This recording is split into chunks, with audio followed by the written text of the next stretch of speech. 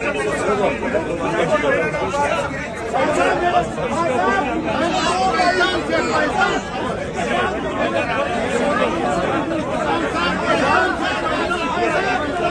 आ रहा है सामने लिखा हुआ है जुल्म मिटने के लिए दो चीजों से मिटेगा भाई।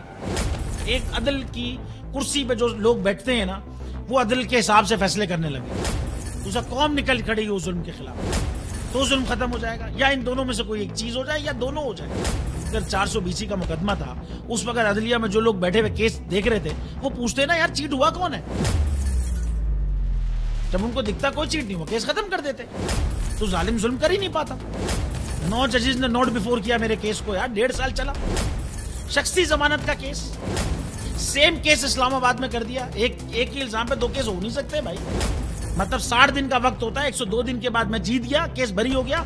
102 दिन के बाद अपील फाइल की, एक्सेप्ट कर ली। नहीं करते ना एक्सेप्ट, खत्म हो जाता ना जुल्म यार। भरी अदालत में मुझे बरी कर दिया, फिर पता नहीं क्या हुआ 2.5 घंटे बाद का नोट बिफोर। मैं नहीं सुनता ये केस, खड़े रहते अपने फैसले पे, मिट जाता जुल्म। अल्लाह ताला ने बिठाया इन कुर्सियों पे इनको यार, ये अल्लाह ताला की तरफ से फैसले करने हैं। तो या तो ये फैसले आएंगे, जुल्म मिट जाएगा, या कौम खड़ी हो जाएगी जुल्म के खिलाफ।